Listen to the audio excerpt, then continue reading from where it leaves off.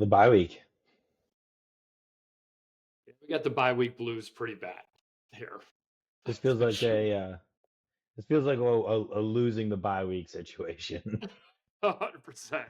Especially with the rhythm we were rolling with kind of heading into the bye week, dude. It's just like there's no other way to describe it other than like the bye week blues.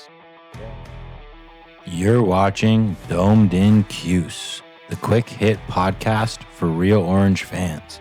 If you love Cuse sports, hit like and subscribe. Blues.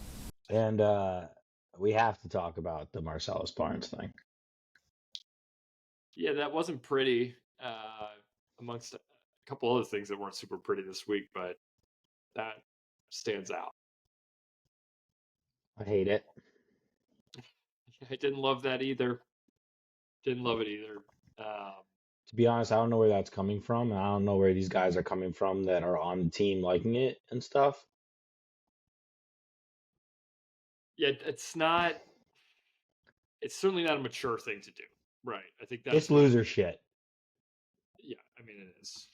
Like, Willis talked about it in his post game about the team not being tight like they were last year. And we talked about it. We miss guys like LeQuant, Marlowe, JB, Kyle. There was real leadership here last year. It's a much older team. Yeah, and I was hoping guys would have learned from it better than they have. And some guys clearly have, like Willis, talking about we need to be tighter as a team. But Yeah. one of the things I've talked about, and I'm going to continue to harp on it, and I know you're in agreement with me, is if you really want to fix the quarterback position long term, you have to do it through high school recruiting. And boy, would it have been nice to have somebody here last year who was taken under Kyle's wing and could have been a guy that we saw as the future guy and could have gotten some reps under Kyle, been in the room with him, watched him lead, maybe gained some of that family atmosphere that I think he and some of the other guys brought. I was hoping that some of the guys on the defense that got to play with Marlowe and JB would bring that. And I know Deuce brings it. Yeah, there's a couple of guys. I mean, it's the oldest guys who seem to be bringing it. I mean, it's Deuce, it's Devin Grant. It's Tank. It's Tank, But I think like you're calling there's not the same level of leader on this team this year. It's a young team. I mean, it's disappointing. That's like the biggest takeaway. It's like you just don't want to see guys doing this, like I think the other thing to think about too is like these are kids, right? And they're young guys who were friends with this guy last year, right? And Yeah, but you're getting paid to be here. Correct. I think a like isn't necessarily an endorsement of the post. It's more Yeah, but you so. got to be smarter, right? You want to be a That pro? I agree with. Whether it being stupid is non-negotiable for me. Like this is It's like loser shit. It's loser don't shit. do that. You do totally that on the NFL. You do that in the NFL. You like a post by an opposing player that you just played, calling your coach a snake. You're done. Nobody in your locker room's putting up with that. You want to make it to the next level? You don't do that shit. No, and I hope it was addressed quickly. It's just it's disappointing. I don't think it's the craziest thing I've ever seen, and I'm just hopeful it was addressed. Like, and honestly, if these guys really feel this way, they can leave. It just is what it is. But I don't think that's necessarily what that was from each and every guy that interacted. I don't necessarily think that's what it is, but we need to be more mature. It's honestly a reflection of kind of how we are on the football field. Honestly, it's cracks in the foundation, dude. I know people are gonna be like, "Oh, it doesn't matter." But it does matter. Little shit fucking matters. One little crack here, one little crack there, one little crack there, and the foundation is fucked.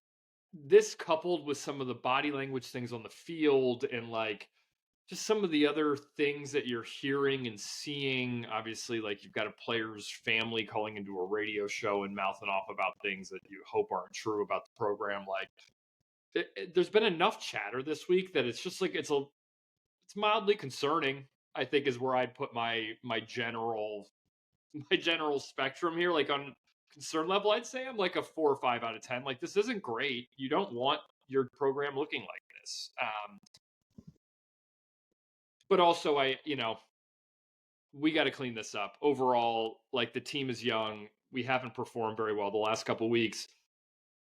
This happens with college teams that are playing poorly. It does, so like it's on Fran and the staff to make sure this doesn't get off the rails. He's got to run these guys hard this week. And I think honestly, part of this though, like we've talked about, I think the quarterback situation, like I know you feel very strongly about this. It's not setting a good precedent for the rest of the team. And the rest of these guys are looking at this, and I'm not saying I agree with any of this behavior. It's like you said, this is loser behavior. I understand sort of some of the feelings or the place some of this I think is starting to come from, and that's going to be a problem again if it's not addressed, right? I get what you're getting at, and what you're really getting at. The subtext what you're getting at is that I firmly am in the camp of Rickie can't be the best thing we have going in that quarterback room. I just don't believe it. And I know it because I saw Dan Villari play quarterback as a running only option and it was better. And I fully believe that if we do go with Rickie go forward, we need to completely change the playbook and go to a 80-20 run scheme.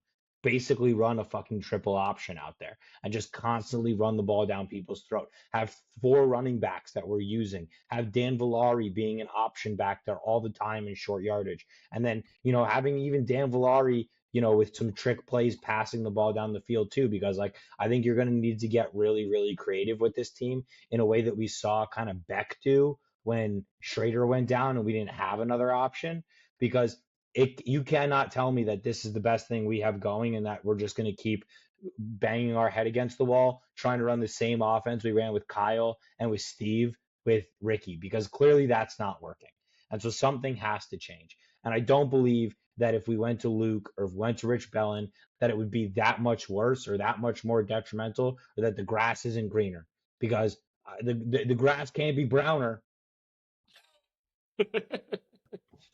You put that eloquently, dude. And I think like the point I'm kind of trying to link together with these things, right, is like when guys don't think each position is being kind of treated at the same level of competition, right, and that there's kind of different sets of standards for different guys, that's when you start to see some of this attitude change, right? And then they start to agree with a teammate who maybe they didn't really agree with 3 or 4 months ago, but now obviously tougher times hit. Like you got to remember, these are kids, right? I get it. I get it, and the one thing I touched on it before. I don't think that we're in a place where this is some great team. I don't think it's nearly as good a team as it was last year, and that's take the quarterback out of it, right? And so, kind of my silver lining and what I was getting at before with Angeli is like my silver lining of Angeli getting injured is hopefully when Angeli comes back, he's going to come back into an even better team. And part of that better team is getting closer as a team, being more of a family as a team, because that fucking shit matters. We saw it last year. You get killed against a Pitt team. We got killed against Pitt. There wasn't any hanging their head. There wasn't any, we don't believe in Kyle. Kyle played about as bad as you could play in that Pitt game. There wasn't any, we don't believe in him. There wasn't any hanging our heads. Everybody was behind him. Everybody was in lockstep with Fran, and everybody was moving forward as a family. And Fran wants that. And I think that that's a great thing that Fran kind of harps on. And it's one of the very positives of Fran is he wants to build a culture where everybody feels empowered and everybody is together. And that's really, really important. I don't think it's an excuse to say, you know what, the quarterback was bad, so I had bad body language and I'm going to turn on my teammates. I don't believe in that. I don't believe in that. Your quarterback isn't playing well, then you got to find a way to do more to make your team better. You can't look around and say, "Oh, it's Rickie's fault. Everybody blame Rickie. Rickie's the problem." And I'm in the camp of, "Hey, let's try something else too." So like I get it, but I'm not in the camp of like we're going to blame Rickie for every single thing that's happening right now, because the rest of this team isn't that great either. Picking him up, I completely agree with, and I yeah, We have an 100th ranked defense. To take it right, to take it like any other way. I think that kind of how we've laid it out here. It's just like these kids need to be smarter. I think in combination with a few of the other things that's going on, I'm not loving it. Right. Like with Our some of the defense ranks 110th in the country in points per game, 126th in yards. We rank 122nd in turnover, and we rank 81st in stop rate. right. So like we're pointing fingers at people. Let's not start pointing fingers that it's all the quarterback's problem. We don't have the Chicago Bears 1970s fucking defense, the fucking whatever they had fucking Dick or whatever the fuck that was, the 80s, the 70s. I'm too young for that shit, but you know what I mean. Like we don't have some magical defense that is being ruined by a quarterback. 100%, dude, 100%. And just like, it's like, to me, it's not even just like, there's been more behaviors than just this too. Like, it's like we called it out. I didn't love the body language this weekend. I didn't think it was great. There's a lot of bad body language there by a was, lot there of was guys. several different culprits of that. And then you combine with this and some of the chatter in the radio call-ins, and like, it's enough things that, like, I think this is a good reset week for Fran, right? It's like, are you bought in or not? And I think it's like the bye week kind of allows Fran to set this stage for his team. He's like, there was way too much bullshit the last couple of weeks, and look at how we're playing. Honestly, like, So I if got a guys question don't for want to you. buy in, I got a question for you. it's kind of a nice little fork in the road sort of situation in the season here, I got a question for you. We talked about this a little bit offline. I want to just address it here. What Where do you think we end up ranked in the ACC on offense and then on defense at the end of the year in terms of points per game and yards per game? Like roughly, where do you think we are? Do you think we're like bottom of the ACC in defense? Do you think we're middle of the ACC? You think we're top half in defense? And then where do you think we are on offense? I mean, on defense, I think where my feelings are. We will be one of the bottom 4 or 5 teams in the ACC, I think. I agree. Where do you think we end up on offense? Our current rate, I mean, I think we're probably going to be in a similar spot, dude. Like unless there's unless we find some magic beans somewhere, dude. Like, the offense isn't on a path to anything but a bad ACC offense. So that's my whole point, though, right? Is like we just went through our offense and our defense, and we're bottom in both. So like I don't think this whole pointing fingers at one guy thing is good. And I'm not saying anybody has. I'm not saying anything, but I am saying like that's kind of where it was trending last week, and that shit just is not good for me. It's not good for me. You're on a team. You're all doing bad. Let's all try to do better. Totally. I mean, I'm pretty steadfast in the belief too, and it still kind of frustrates me. I mean, look, we're only a year and a half into this, but we are heavily relying on elite quarterback play to be an effective football team at this stage of the Fran Brown era, right? We either get elite quarterback play and we look like a good, competent football team, or we don't and we look insanely inept. Like, that's kind of like the tale of Syracuse football right now. And like, yeah, Steve was sort of looking like a guy who could step into that and be a top 20 quarterback in the country, right? Like maybe even shorter than that, Definitely if he stayed another year shorter than that. Totally. But this year he was looking like a top 50, top 20 quarterback for sure. And it's like, yeah, that is great for Syracuse, but the rest of the program is not on that level right now. It's not even. And I don't expect it to be either. Like, I don't expect it to be either. Right. But I think this idea too that like we're just gonna like suddenly blame the state of the program on Rickie Collins, to your point, is not appropriate, and it's just not true.